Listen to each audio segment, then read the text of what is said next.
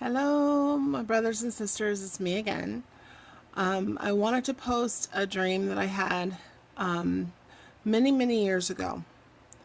And I had forgotten about it. Periodically, it would come up in my thoughts. But initially, at first, after I had it just stayed on my mind. But then, as time goes by, I had forgotten about it, and then periodically it would come up, but it's been heavy on my mind lately, in my spirit, man. So, this dream was probably about 21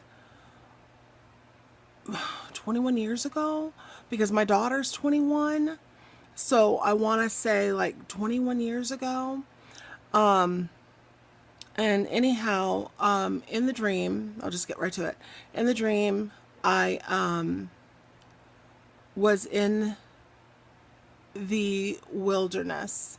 Now, you guys, first of all, let me apologize for saying a lot. I say I'm just really trying to go back in my brain and think about, exactly what I was thinking, feeling, what I was seeing at the time. So just please bear with me. But so I was in the wilderness, and when I was standing there, I saw, well, first of all, I felt someone to my right. It was like to my right and right behind me on my right hand side. And this was a man, and he was speaking to me, but I never saw him. I never saw his face or anything. And so what happened was, all of a sudden I turned and I looked to my left. Something got my attention, and I saw a snake man. I would guess he was a good 30, 40 feet tall, standing like if a snake were to stand on the end of its tail. He was half man, so from the waist up, he was a man, but from the waist down, he was a snake. And when I saw him, I thought, oh my gosh, it just shocked me, of course. And I was looking at him, and I noticed in front of him there was like this line of people, and it looked like the line stretched on and on and on. It went not only just in front of him, but it went up over a hill, like a sand dune type thing, because we were out in like the wilderness, like in where there was a lot of nothing but sand. And so this man, this snake man, was standing there, if you will. And so I was looking at him, and I was looking at the line of people, and these people were just talking amongst themselves, just interacting with one another, not paying attention at all to this snake man, not finding it at all odd, or just wow that this is a snake man.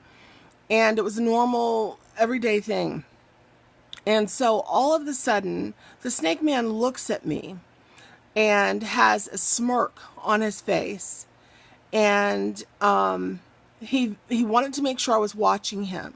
And then he turned around, and the person that was standing right in front of him, he opened up his mouth and devoured that person whole. And I was horrified. I screamed. I was like, "Did you see what he just? It blew my mind." And he thought it was funny. And so then, next thing I know, he looks back at me again, and the snake man then opens up his mouth again. Next person in line devours that person whole. And so I was just incensed. I was so angry that he was doing this, and that nobody was doing anything about it. Nobody found it odd. They were just standing there clueless. And so the man to my right asked me, well, what are you going to do about it? And I said, well, he has to be stopped. And I said, I'm just going to cut his head off. Now, I don't know where that came from, except in my spirit man. And I said, I'm going to cut his head off. And next thing I know, there was a person standing before me dressed in white. And this person had a long, thin box. And the person to my right told me that it was mine, that the box was mine, it belonged to me.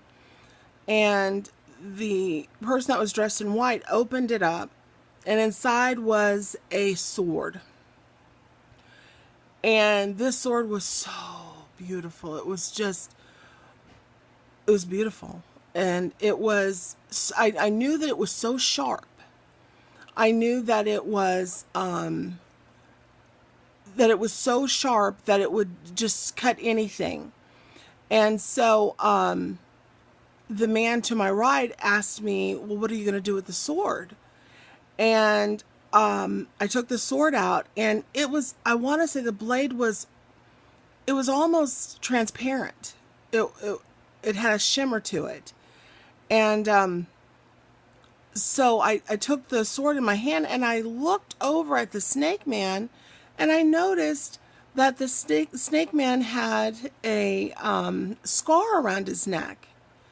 And, you know, I just thought, wow, when it's a keloid type thing, and it was so thick, the scarring was so thick, I knew immediately that it had been cut many, many times. His head had been cut off many times.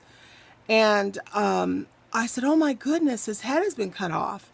And so the man to my right asked me, well, what are you going to do? And I said, well, I have to cut his head off. And he said, but how are you going to keep him from reattaching his head? And I said, well, I have to then destroy the head. I have to destroy the head. And the man to my right didn't say anything else. And the snake man went to get another person and turned and looked at me and had a smirk. And I walked over to that snake man. I took that sword and I cut his head completely off. And his head started rolling. I saw it for just a second, but immediately I noticed a woman came out of this snake man's left side, and she was dressed like an Egyptian almost, where she had the bangles around her upper arms, and she had a skirt on, and I think something on her head, and I just knew it was Egyptian-like. And she had a big bowl in her hand, huge, where her arms had been holding it. It was wrapped around, the bowl. And she went in front of the snake man. And mind you, the snake man was still standing there with his head gone, but he was convulsing. His shoulders, they were convulsing. And as he was doing that, all of a sudden, all of these body parts and jewels started coming out. You could see decomposition of human body parts. You could see blood, but it was mingled with these huge precious stones, rubies and pearls and diamonds and that sort of thing. And it was mingled in all of that. And she was catching it in this bowl. And so I just had noticed that part. And then all of a sudden in my spirit, I feel like the head. What am I going to do? I got to get the head. Or maybe he said something about the head, but I knew I needed to get the head. And I turned and I looked, and all of a sudden the head is still rolling. But there's this body of water that's there now. And with the body of water, I knew that I needed to go after the head before it got to the water. And so I started running after the head, and I didn't get to it in time, and the head went into the water. And so when it went into the water, the man then asked me, what are you going to do now? And I said, well, I have to go in after it. And so I jumped in and I started swimming towards the head. And when I grabbed the head, as soon as I was right about to grab it, I woke up. And that dream has been on my mind off and on for about 20, my daughter's almost 22 years now. I have bits and pieces. I know what the meaning is. I've prayed about it. There's just some things I'm not understanding that are bothering me, but now it seems like I feel as though the dream is relevant now. So I wanted to share that dream with you. I've only shared it with my family and maybe a couple of friends, but if any of you guys have interpretation from the Lord, I would love to hear it.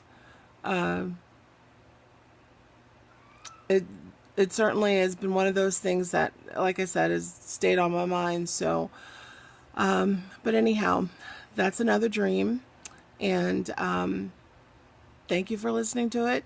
And again, if you have any comments, post them below. And thank you. God bless.